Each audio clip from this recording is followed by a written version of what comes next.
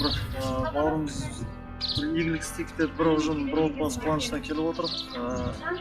Мына эстафетаның 13-ші кезеңін біз алдық. Аллаға шүкір, осындай Аллахтың игілігімен істеп отқан тірліктерге мына ел болып, жұрт болып бірігіп осындай бір мұқтаж жандарға қоғам болып жәрдемдесек болады.